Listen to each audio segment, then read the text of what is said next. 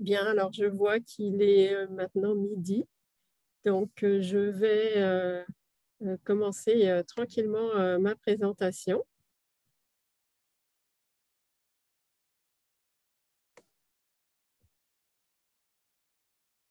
Alors j'espère que vous m'entendez bien. Bonjour à tous. Moi je suis docteur Laetitia Michou. Je suis une rhumatologue au CHU de Québec, Université Laval. Je pratique en rhumatologie générale depuis environ 15 ans et je suis chercheure clinicienne aussi en rhumatologie. Mon intérêt de recherche porte sur l'histoire familiale et les facteurs génétiques qui déterminent certaines maladies en rhumatologie, notamment les maladies osseuses comme la maladie osseuse de Paget, l'ostéoporose ou d'autres maladies comme l'arthrite rhumatoïde et la maladie de Dupuytren dont je vais vous parler un petit peu tout à l'heure. Donc, je supervise des étudiants à la maîtrise, au doctorat, ainsi que des résidents dans le cadre de leur projet de recherche. Je fais aussi des activités d'enseignement à l'Université Laval. Alors, bienvenue dans cette présentation qui fait un survol des atteintes rhumatologiques dans le cadre du diabète de type 1. Comme il y a peu de littérature sur ce sujet, j'ai souvent pris ce qui touche au diabète 1 et 2 pour avoir le maximum d'informations à vous partager aujourd'hui.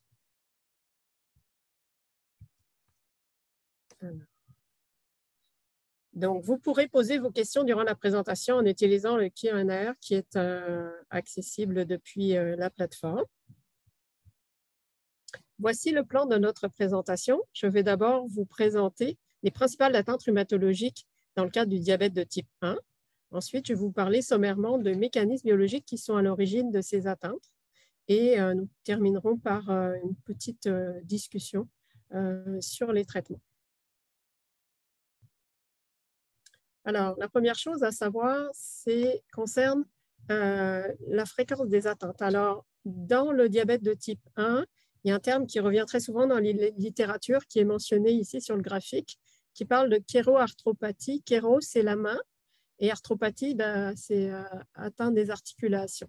Alors, dans le diabète, ce sont surtout des atteintes à la main, mais aussi aux épaules, les membres supérieurs.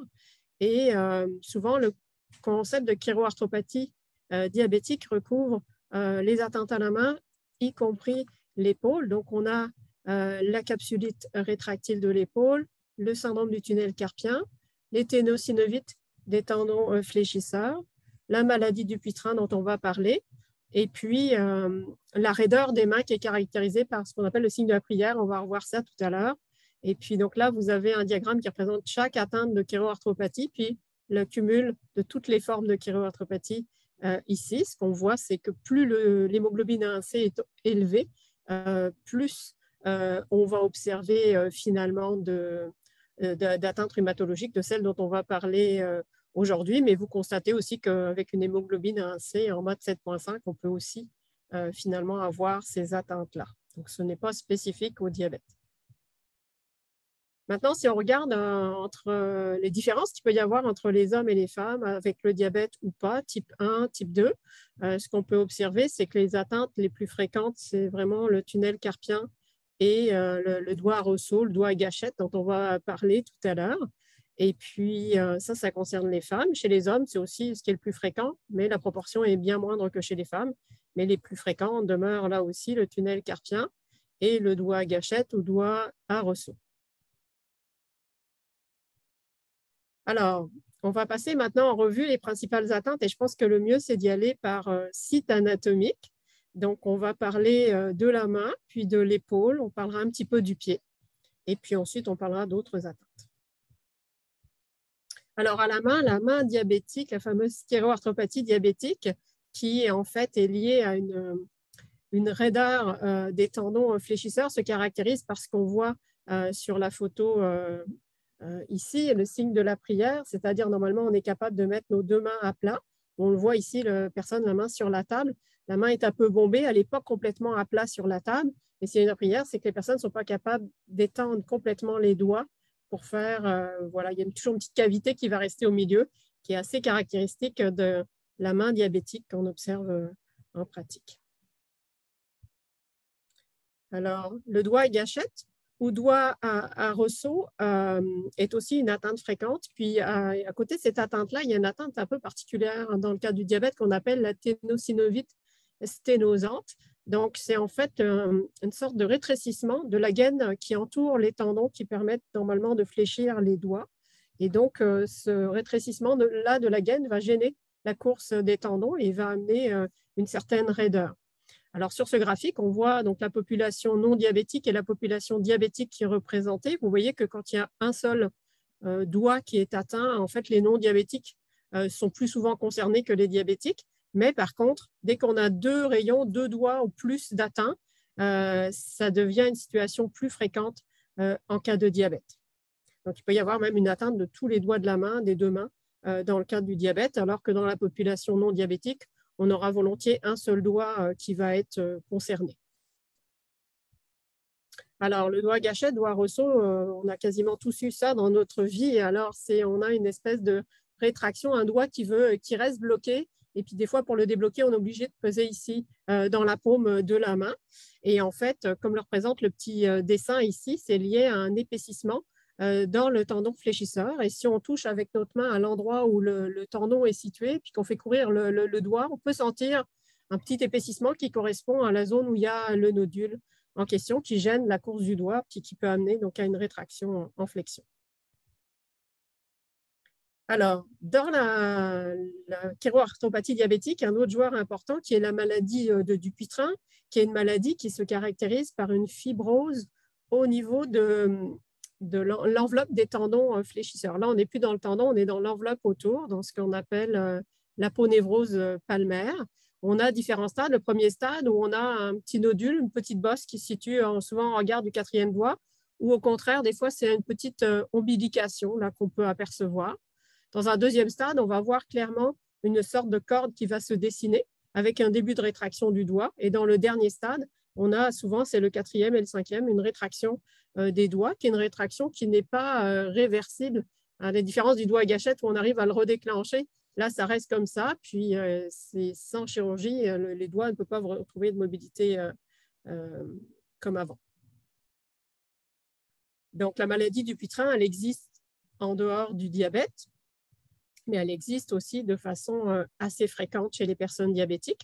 On voit la prévalence dans la population générale. C'est une maladie extrêmement courante, 6,4% de la population. Puis ici, au Québec, c'est probablement même plus que ça, peut-être 10%.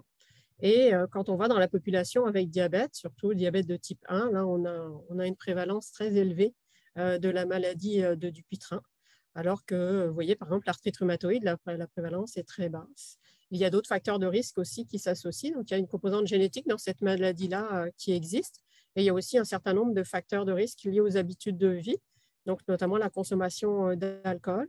Il y a aussi les activités physiques en force, les gens qui font des travaux de construction, tout ça, ou qui utilisent des engins vibrants dans leur travail, vont avoir une prévalence plus élevée de la maladie du Dupuytren. Alors, on peut avoir plusieurs facteurs chez une même personne. Donc, cette maladie est extrêmement répandue. Là, vous avez une prévalence globale là, selon les continents. Vous voyez que c'est une maladie qui est très, très fréquente. Alors, en Amérique, 2,3%. Je ne sais pas si ça reflète exactement la réalité. Au Québec, on estime que c'est environ 10% de la population qui est atteinte. Alors, si on regarde dans le détail, là, si on va zoomer là, dans la peau pour voir ce qui se passe, bien, en fait, dans les premiers stades, la peau qui est représentée ici est normale. Ça se passe vraiment dans les fibres de collagène qui sont dans le fascia, l'enveloppe qui est autour des tendons. Et puis, on a encore une structure qui est à peu près normale. Puis, au fil du temps, vous voyez, il y a une espèce de bosse là, qui va se former avec accumulation de cellules fibreuses qui vont acquérir des capacités de cellules musculaires, donc créer de la rétraction des structures. Puis, dans le dernier stade, bien là, la peau en regard commence à être anormale. Et puis, on va avoir vraiment une déstructuration. Là, la graisse sous-cutanée disparaît. Puis, on va avoir une adhérence entre la peau et les fibres du fascia à ce niveau-là. On passe maintenant à l'épaule. Alors, une des caractéristiques de la raideur ou de la perte d'élasticité des capsules articulaires dans le cadre du diabète, la capsulite rétractile de l'épaule est un exemple assez fréquent d'atteintes liées au diabète, mais qu'on peut voir aussi chez des personnes qui n'ont jamais fait de diabète. Donc, cette maladie se caractérise par une perte de la mobilité. Donc, on voit le monsieur là de dessus. Alors, on voit du côté droit, son bras, il n'est pas du tout capable de l'ouvrir sur le côté, alors que de l'autre côté, il ouvre très, très bien. Puis après, là, maintenant, il est de face, donc le bras malade est ici. Donc, ce qu'on voit, c'est pas du tout capable de porter sa main vers l'extérieur comme il fait de l'autre côté. Après, pendant l'examen médical, on voit que le médecin est capable de bien lever sur le côté le bras, alors que de ce côté-là, c'est ça bloque. Et donc, il y a une rétraction qui n'est pas, qu'on ne peut pas vaincre. Donc, c'est irréversible. C'est une rétraction qui nécessite une correction, un traitement médical pour être corrigé. Ce n'est pas réversible en tant que tel. On peut voir ces capsulites-là dans le cas du diabète. On peut les voir aussi en dehors du diabète chez les personnes qui font des tendinites ou les personnes qui ont eu un traumatisme. Parlons maintenant de ce qui se passe au niveau du pied. Alors, les atteintes précédentes à la main et aux épaules portaient vraiment sur la rétraction, la fibrose des structures, des gaines, des tendons et des articulations. Ici, le pied qu'on appelle le pied de Charcot, ça fait intervenir aussi les atteintes neurologiques dans le cadre du diabète. Ce n'est pas purement un problème de fibrose ou de rétraction, c'est une atteinte qui est extrêmement grave dans le cadre du diabète. Donc, ce qui se passe, on va voir la physiopathologie juste après, mais c'est une atteinte qui est vraiment à considérer. Vous voyez ici des radiographies où on voit un peu les espaces des articulations, une radiographie qui est somme toute à peu près normale. Puis, vous voyez, au fil du temps, le pied va s'aplatir, puis les fentes des articulations vont disparaître. Il va y en avoir une espèce de fusion avec un pied qui va se trouver extrêmement déformé, comme on voit sur la photo. C'est une atteinte extrêmement grave qui combine à la fois des atteintes articulaires, osseuses et neurologiques. Alors, le mécanisme de ce pied de Charcot-là, il y a plusieurs facettes. La première, c'est dans le cadre de la neuropathie du diabète, il va y avoir une perte de sensibilité, donc pas de limitation par la douleur. Donc, il peut y avoir des traumatismes répétés, plus d'autres facteurs qui peuvent s'associer, la perte de sensation, ce qu'on appelle le proprioception, qui va créer des contraintes sur les articulations et qui peut aboutir à une destruction des articulations, comme on vient de le voir sur la radiographie. Et en fait, cette atteinte-là est très, très grave. Elle n'est pas réversible, donc elle peut s'accompagner d'atteintes osseuses assez graves. Donc, c'est quand même quelque chose qui est à prendre en considération. Heureusement, c'est quand même assez rare. Je vais vous parler maintenant d'autres atteintes dont les mécanismes sont différents de ceux de la main et de l'épaule dont on a parlé. Alors ici, on va parler de l'arthrose du genou.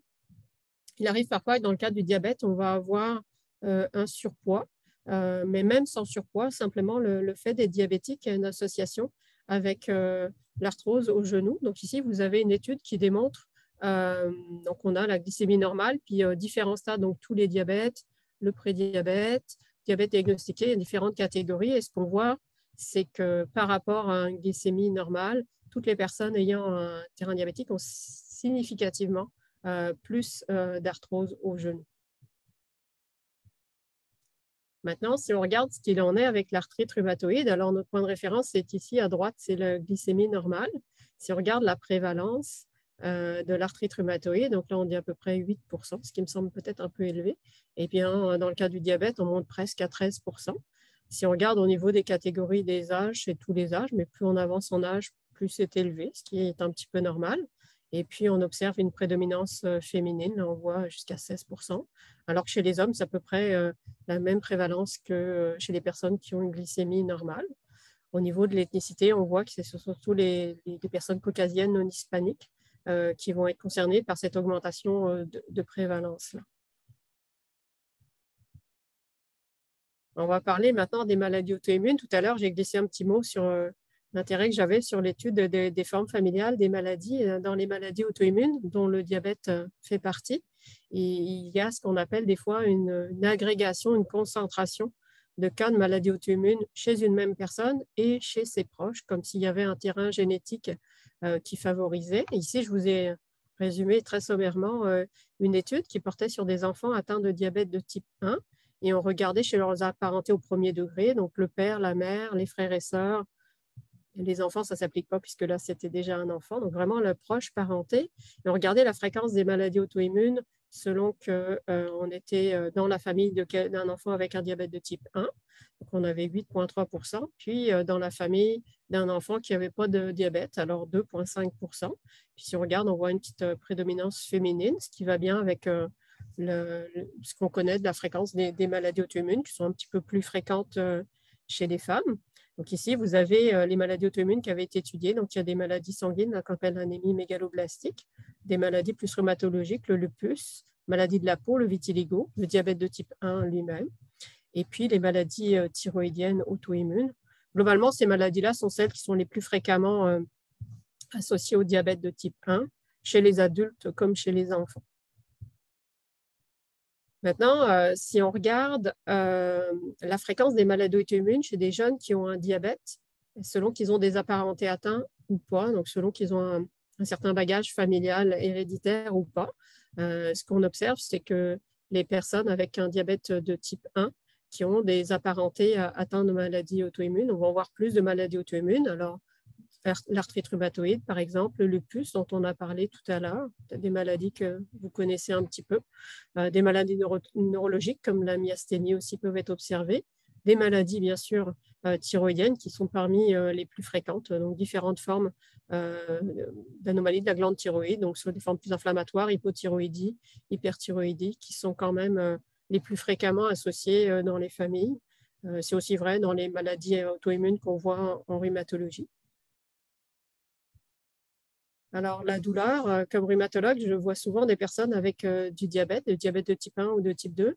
Et une observation qu'on peut faire dans notre pratique, c'est la douleur. Et souvent, c'est un sujet de discussion avec les endocrinologues parce qu'effectivement, les personnes atteintes de diabète ont plus de douleur, une sévérité plus importante de la douleur. Alors ici, vous avez différentes catégories. Ce qu'on voit dans le groupe diabétique est ici, puis le groupe dit de comparaison. Et donc, on voit que chez les diabétiques, il y a très peu, il y a un faible pourcentage, à peine 20%, qui se déclarent comme n'ayant pas de douleur. Et puis ensuite, on a quand même, y compris des douleurs là, vraiment sévères à très sévères, qui peuvent être présentes et qui peuvent être difficiles à traiter. Alors, quand on regarde la force de ces douleurs, comment elle interfère avec les activités de la vie quotidienne selon qu'on a le diabète, donc la rangée du haut, ou selon dans le groupe de comparaison, ben, on voit que quand même, vous voyez, il y a presque 60% là, qui se déclarent avoir quand même un impact sur leur vie quotidienne du fait des douleurs, ce qui est quand même une fréquence très, très élevée. Alors maintenant, on va parler des mécanismes biologiques à l'origine de ces atteintes.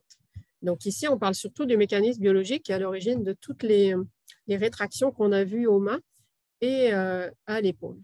En fait, le mécanisme qui est reconnu actuellement, ça se base sur le fait d'avoir de façon persistante, chronique, une hyperglycémie qui va entraîner des modifications sur certaines substances. Donc, on appelle une glycation, qui est une réaction chimique qui va augmenter la production de produits avancés de glycation, comme on les appelle. Et ces age, en anglais on les appelle comme ça, ces age, ils vont en fait aller attaquer le collagène des fibres qui se trouvent dans la membrane des articulations, par exemple à l'épaule, dans les tendons qui sont du collagène, dans les enveloppes autour des tendons, c'est aussi du collagène. Et un deuxième mécanisme, c'est la fixation au récepteur du age, là qui va produire ce qu'on appelle du stress oxydatif, modifier la vascularisation et contribuer à la raideur des fibres de collagène qui correspond exactement à la raideur qu'on observe là avec notre signe de la prière. C'est vraiment un enraidissement de ces fibres-là, principalement dans le mécanisme d'action. Alors, on va parler un petit peu des traitements. On va aller dans les principes de traitement. Alors, bien sûr, comme je vous ai expliqué, c'est directement en lien avec la glycémie. Donc, le meilleur contrôle glycémique possible, ça fait partie des pistes de traitement. Cesser le tabac pour toutes les atteintes musculo-squelettiques, ça peut être un facteur qui aide. Diminuer la consommation d'alcool pour la maladie du pitrin, ça peut aussi être quelque chose qui aide. Puis, pour toutes les atteintes au niveau principalement de la main et de l'épaule où il y a de la raideur, la physiothérapie est très importante.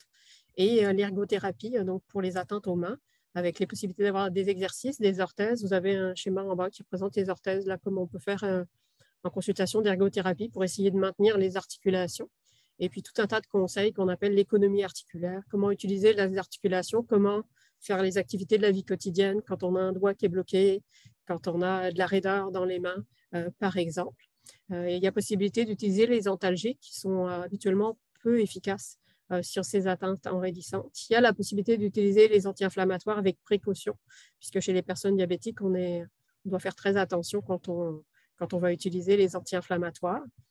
Et puis, un autre moyen qu'on a pour soulager les douleurs et la raideur, ça va être l'utilisation de cortisone en comprimé, mais vous le savez tous, ça va débalancer le diabète. Donc, c'est une situation qui doit être mûrement réfléchie en fonction des caractéristiques du patient. Il y a possibilité aussi des fois de faire des injections de cortisone, par exemple dans la capsulite.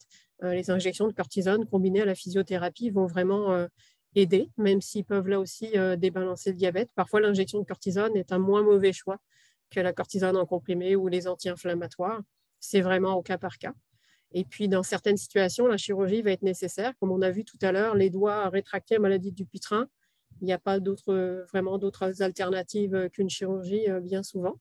Et puis, dans le doigt gâchette aussi, parfois, ça peut arriver qu'on va sectionner un petit élément là, au niveau de la poulie pour libérer le nodule dans le tendon. Donc, les chirurgies sont quand même pas si rares que ça. Dans les ténosynovites sténosantes aussi, ça arrive qu'on opère un, deux ou plusieurs doigts pour régler définitivement ce problème-là qui peut être chronique à répétition puis amener beaucoup d'inconfort dans la vie des gens. Alors, la maladie du Dupuytren, elle est un petit peu à part, donc j'ai repris un graphique qui vous fait suivre l'historique des traitements. Alors, ça fait plus de 100 ans de tentatives de traitement, cette maladie-là. Donc, elle se voit en circonstances de diabète et en dehors du diabète. Il y a eu au fil du temps de multiples tentatives thérapeutiques dont on entend des fois parler, donc des injections de cortisone. Ça se fait encore. La radiothérapie, c'est une indication non cancéreuse de radiothérapie qui n'est pas toujours facile à obtenir, surtout ici au Québec.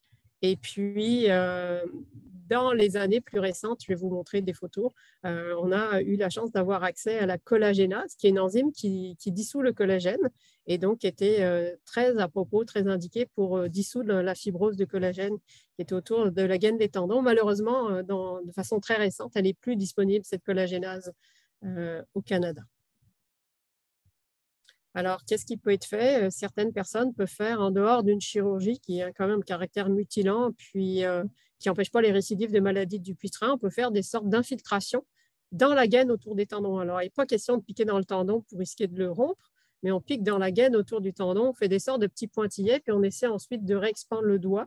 Tout ça sous anesthésie locale et c'est fait en ambulatoire. Ça paraît comme ça assez terrible quand on voit les photos, mais finalement, les patients eux trouvent que c'est un geste qui ressemble un peu à une infiltration de cortisone et que c'est souvent impressionnant de repartir avec le doigt tout droit à la fin de la séance d'infiltration. C'est toujours gratifiant.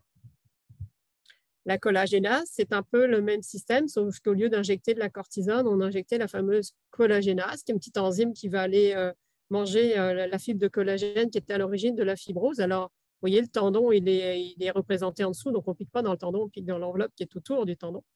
Et puis, on essaie de dissoudre la fibre collagène pour là aussi réexpandre le doigt. Alors, ce traitement-là est extrêmement coûteux. Il a été autorisé par Santé Canada, puis il a eu un succès assez mitigé parce que déjà, il y avait d'autres options thérapeutiques quand il a été installé. C'est quand même un médicament qui est assez douloureux quand on l'injecte. Et puis, pour une raison pas très, très claire, la compagnie s'est retirée de ses affaires au Canada, mais je sais que dans d'autres pays, le médicament est encore commercialisé. Donc, ici au Québec, la plupart des gens qui ont une maladie du Dupuytren avec rétraction des doigts importante ont souvent une chirurgie à ciel ouvert avec ouverture de la peau. C'est l'option thérapeutique qui est la plus couramment offerte ici au Québec.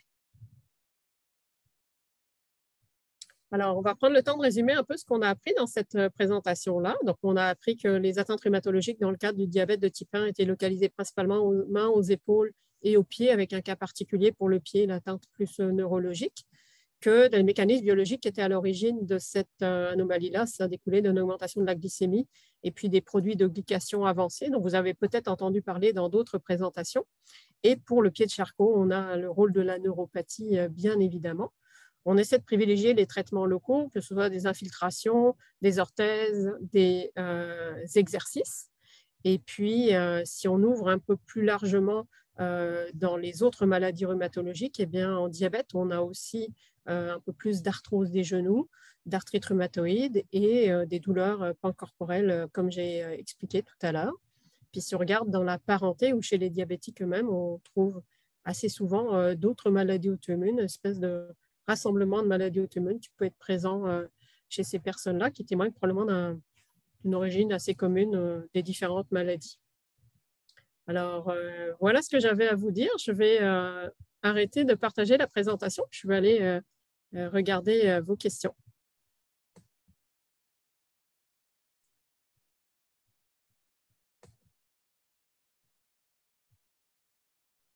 Alors, pour l'instant, j'ai une seule question. Donc, prévalence pour la maladie de Peyronie. Alors, j'en ai pas parlé dans la maladie de Dupuytren. En fait, on a un spectre, une séquence de plusieurs atteintes. Donc, la maladie du Dupuytren, c'est la fibrose au niveau de ce que j'appelle l'aponévrose palmaire. Il y a l'équivalent au pied dans l'aponévrose plantaire qu'on appelle la maladie de Lederose. Puis, on a une troisième partie qui est une espèce de fibrose au niveau des corps caverneux qui s'appelle la maladie de Peyronie. La Peyronie, donc ils peuvent être associés les trois sites, un seul des sites, toutes les combinaisons sont possibles. Au Québec, il n'y a pas vraiment beaucoup de prévalence rapportée. C'est beaucoup plus faible que la maladie de Dupuytren, c'est certain. Je dirais moins de 1% de la population, mais il n'y a pas beaucoup d'études. Au meilleur de la connaissance, il n'y a pas de données de prévalence très bien établies. Alors, j'ai une autre question. Quel succès pour les opérations liées aux capsulites, les risques? Alors, en fait, on fait rarement d'opérations à ciel ouvert pour une capsulite des épaules. Le plus souvent, le premier traitement, ça va être vraiment de travailler en physiothérapie pour essayer de préserver la mobilité. Dans une deuxième intention, on va aller proposer une infiltration de cortisone dans l'articulation combinée à de l'exercice. Puis, si ça ne fonctionne pas, là, on va faire ce qu'on appelle une capsulodistension. Donc, on va tenter de refaire comme une infiltration, mais avant de faire l'infiltration, on va injecter de l'eau stérile en bonne quantité dans l'articulation pour essayer de regonfler la membrane de l'articulation. Il faut voir ça. Des fois, je dis à mes patients, c'est comme un raisin. Alors, comme là, le raisin a séché, pour réexpandre la capsule, il faut la réhydrater de l'intérieur. Alors, souvent, on va injecter 10 à 15 millilitres d'eau stérile pour regonfler la capsule. Puis ensuite, on va injecter de la cortisone. C'est très, très rare qu'on fasse des chirurgies dans la capsulite. Souvent, avec notre capsulodistension et de la réadaptation, on a un bon succès. Ce qu'il faut savoir, c'est si vous vous identifiez avec une capsulite, allez consulter rapidement parce que plus on attend, plus la fibrose est organisée, plus c'est difficile de récupérer une épaule fonctionnelle. Et si vous avez déjà eu des capsulites, vous saurez que c'est une source de handicap qui est tout à fait colossale. Donc, ne pas négliger. Alors, autre question, des affections, des cas qui affectent les articulations comme les coudes. Bien, les coudes, ils peuvent être aussi atteints parce qu'ils ont des gaines tendineuses puis des capsules articulaires, mais c'est beaucoup, beaucoup moins fréquent que ce qu'on a au niveau des mains et des épaules. Le mécanisme est le même, puis les traitements sont similaires, donc ce serait de la physiothérapie, puis éventuellement des infiltrations de cortisone. Alors, une autre question, PR non contrôlée peut-elle entraîner le diabète de type 1 ou une autre maladie auto-immune? Non, habituellement non. Alors, comment diabète de type 1, je pense qu'ils peuvent s'associer, par contre, ça c'est sûr. C'est quelque chose qu'on voit. Puis les personnes avec diabète de type 1 peuvent avoir une polyarthrite plus douloureuse, plus difficile à contrôler. Puis, on est un peu limité au niveau des traitements dans ces cas-là, parce qu'avec la cortisone, on peut débalancer le diabète. Donc, souvent, ce sont des situations qui sont un petit peu des défis cliniques et thérapeutiques. On n'a pas moyen de prévenir l'arthrite rhumatoïde, à ma connaissance, ni non plus le diabète de type 1. Je pense que ce qui est important, c'est d'identifier le plus tôt pour traiter le plus tôt possible une fois que les symptômes sont là, puis surtout de rester à l'écoute et de savoir qu'on peut avoir plusieurs maladies auto-immunes. Des fois, les patients disent j'en ai déjà une, j'en aurai pas d'autres. En fait, si on en a une, on peut en avoir d'autres. Donc, c'est de rester à l'écoute et malheureusement, on peut avoir des fois plusieurs maladies auto-immunes chez une même personne. Alors, est-ce que les tendinites aux mains sont reliées au diabète? Alors, oui, les tendinites, les ténosynovites, qu'elles soient sténosantes ou plus avec de l'inflammation, il y a différentes sortes de ténosynovites. elles sont volontiers associées au diabète. On les voit aussi chez les personnes qui n'ont pas de diabète, mais les ténosynovites, la forme sèche sténosante, est quand même assez évocatrice de diabète dans mon expérience de rhumatologue. Pour les doigts à gâchette, tu parles d'exercices possibles pour faciliter la flexibilité. Oui, alors on peut faire des exercices, mais de façon assez limitée. Habituellement, moi, ce que je vais recommander aux gens, c'est d'essayer de masser habituellement dans le doigt à gâchette, le petit nodule qu'on a vu sur la photo tout à l'heure, il se situe à cet endroit-là.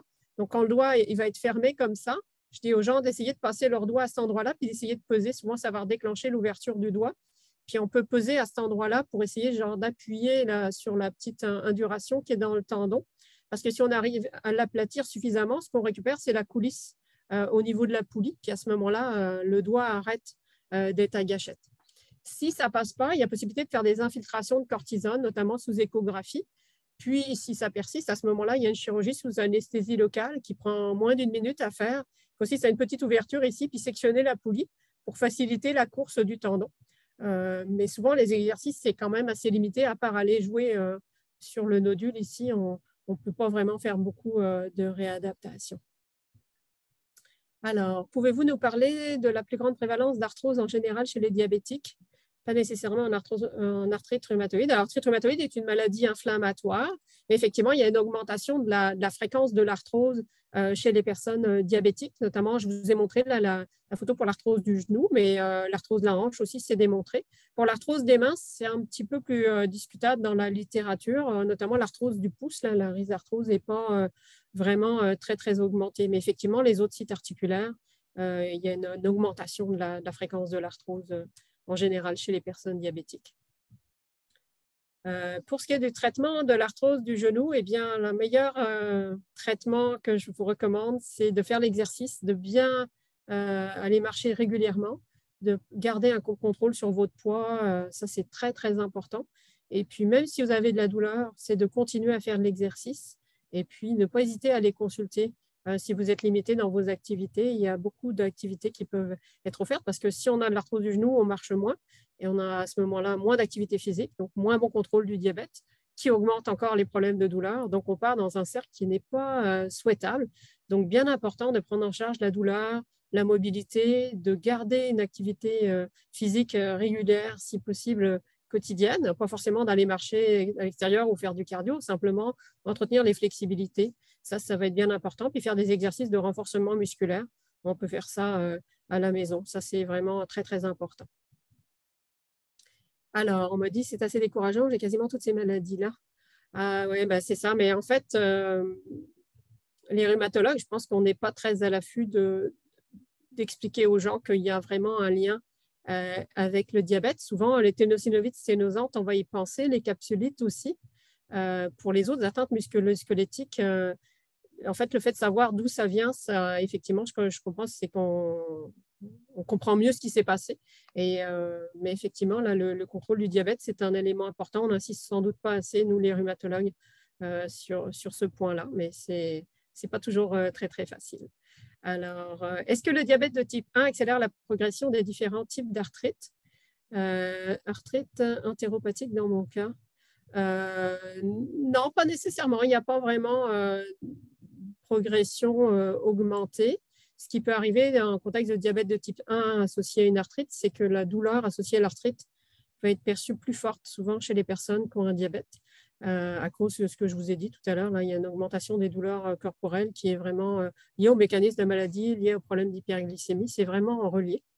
Et du coup, ça peut rendre la prise en charge un petit peu plus compliquée. On utilisera moins de cortisone chez quelqu'un qui a un diabète et une arthrite. Mais dans l'ensemble, sinon, sur la progression, sur le pronostic, ça ne devrait pas tant que ça intervenir. Alors, est-ce que les doigts à gâchette peuvent être réversibles? Oui, ils sont réversibles, ils peuvent guérir tout seuls avec les petites manœuvres que je vous ai montrées. Et puis sinon, une façon de les régler définitivement, c'est d'aller se faire opérer, sectionner la poulie. À ce moment-là, ce doigt-là, il ne refera jamais de doigt à gâchette. C'est une intervention qui peut être considérée s'il y a une source de handicap avec le doigt à gâchette. Alors, on en parle pour le genou, mais pas tant pour les articulations. Je pense qu'on parle de l'arthrose.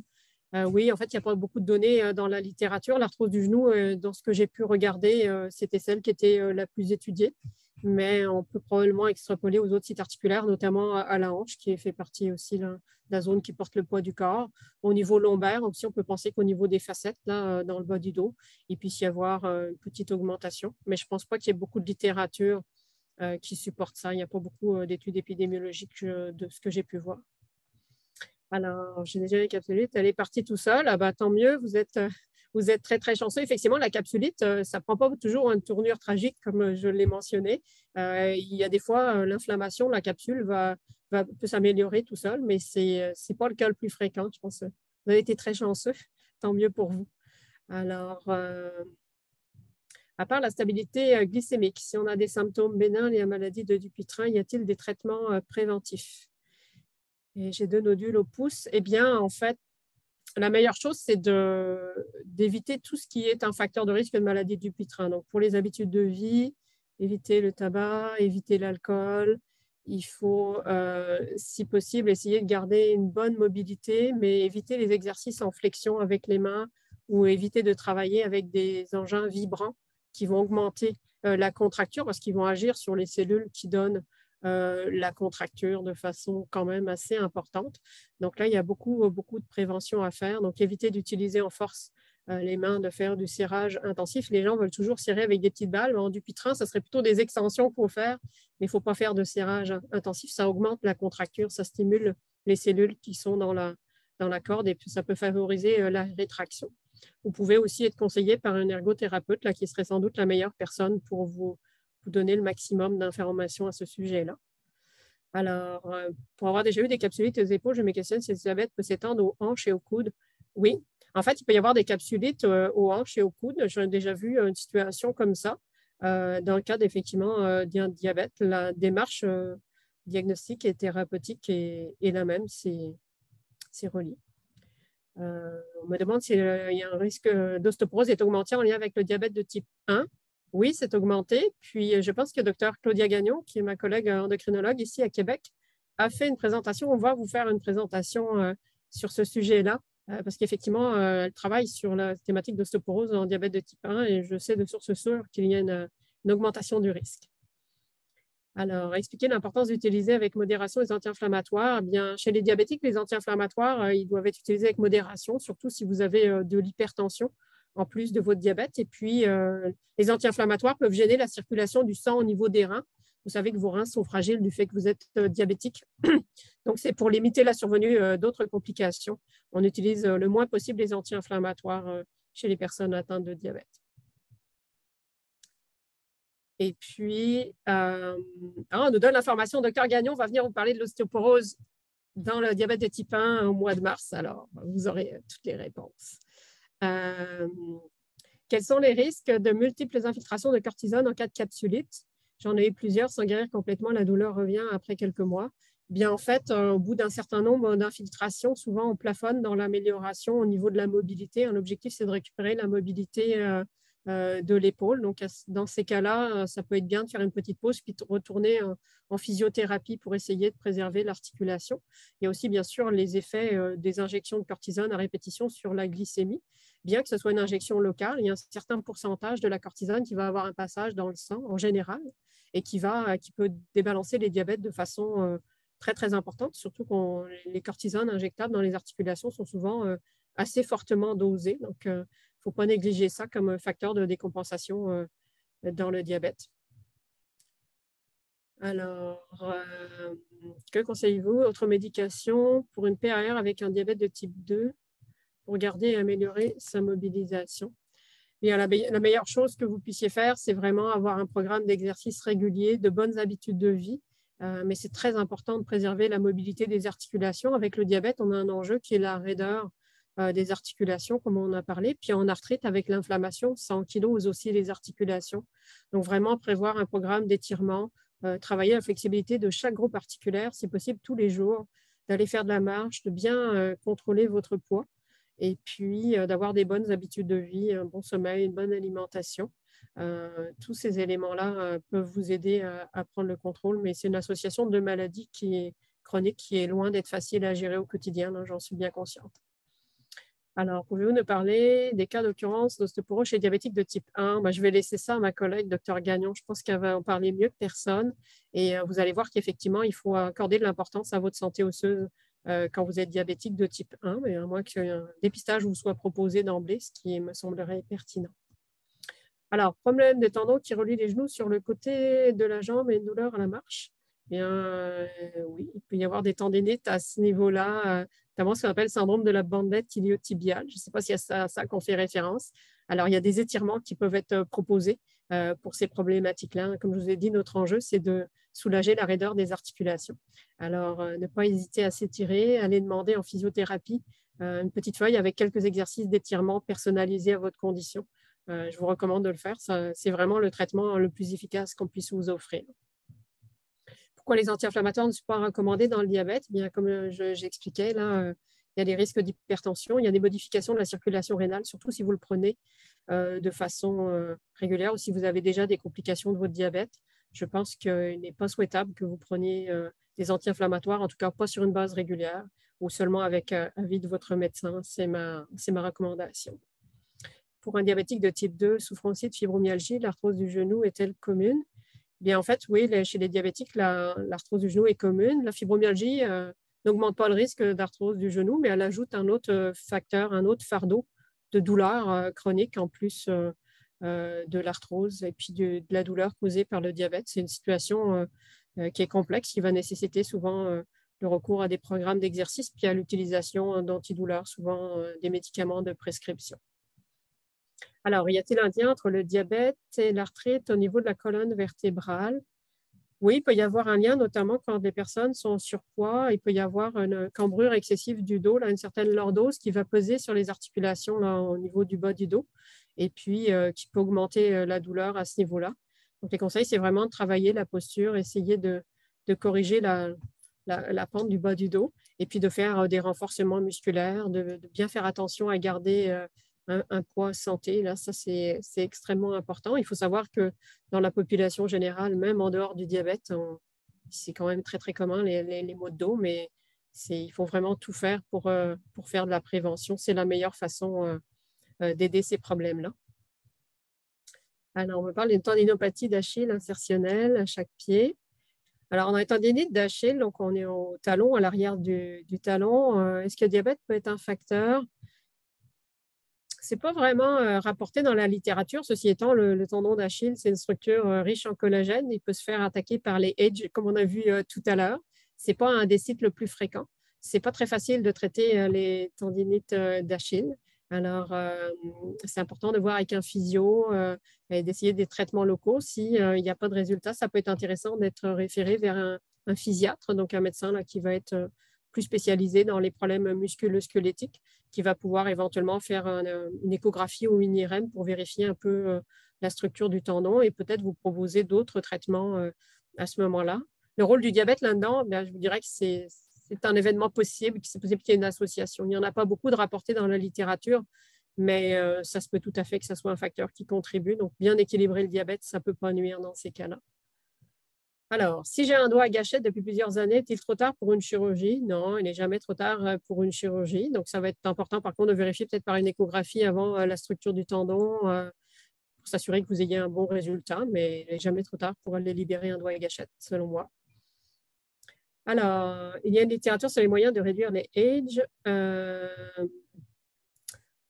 Moi, je ne connais pas vraiment de moyens de réduire les age en dehors du meilleur contrôle glycémique. Je sais qu'il y a certains produits de santé naturelle qui peuvent être recommandés dans ces cas-là, mais je ne suis pas une experte. Je ne suis pas une experte endocrinologue pour commenter à ce niveau-là. L'usage des anti-inflammatoires problématiques chez les diabétiques, comme on mentionnait, c'est ça. On a les enjeux sur l'hypertension qui peut être fréquente et puis les enjeux sur la circulation des reins. Alors, plan nutritionnel avec certains médicaments. Oh, je ne sais pas à quoi on fait référence sur cette question-là. Je suis désolée. Alors, capsulite rétractile irréversible. Ah, c'est irréversible. Ce n'est pas irréversible dans le sens du traitement, mais ça veut dire que simplement, soi-même, on ne peut pas vaincre la capsulite. Il faut faire des traitements. Il faut faire soit de la physio, soit des infiltrations pour essayer que ça n'empire pas. Alors, on peut guérir d'une capsulite, mais si on ne fait rien, si on ne prend aucune initiative, ça ne va pas avoir tendance à guérir tout seul, pas comme un doigt à gâchette qui peut spontanément se normaliser. Alors, pourquoi personne veut des douleurs plus sévères? Eh bien, oui, effectivement, il y a le lien là, avec les produits de glycation puis l'hyperglycémie chronique. C'est la façon dont les endocrinologues m'ont expliqué qu'il y avait un thermostat de la douleur plus sensible chez les personnes diabétiques. Je pense que ça passe par le système d'atteinte, les effets de la glycémie haute sur le système neurologique. C'est ma perception. Alors, pourquoi la rhumatoïde? Les douleurs sont augmentées? Les douleurs peuvent augmenter avec la préménopause et les débalancements hormonaux. En arthrite rhumatoïde, effectivement, là, dans la période de périménopause, c'est une zone de la vie, un secteur de la vie où on va être plus à risque de développer des maladies auto-immunes. Alors, l'arthrite rhumatoïde est plus fréquente chez les femmes. Et puis, tous les événements de la vie d'une femme, grossesse, postpartum, etc., la ménopause, peuvent être des facteurs déclencheurs d'arthrite rhumatoïde. Donc, il y a une implication hormonale, c'est sûr, des oestrogènes qui jouent un rôle. Douleur en nerf sciatique, diabète peut-il être en cause? Ça se peut. Ça se peut, soit par le biais d'arthrose au niveau du dos, d'une hernie discale ou d'une compression du nerf directement. Ça vaut le coup d'explorer, mais le diabète peut être un facteur qui contribue. Lorsque je suis debout, j'ai des douleurs atroces dans la jambe droite. Ben, ça, si vous avez des douleurs en position debout, il faut voir, ça peut être une compression là, du nerf sciatique. Donc, n'hésitez pas à aller consulter pour avoir une évaluation médicale. Et puis, effectivement, le fait d'avoir le diabète peut augmenter les douleurs neurologiques au sens large.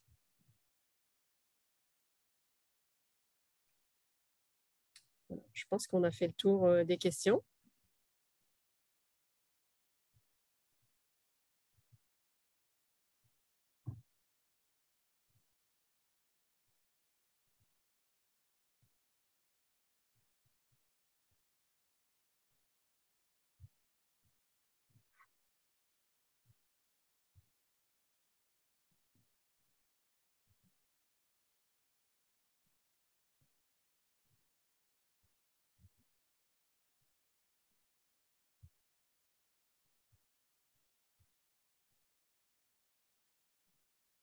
Donc, merci et bonne fin de journée à tous.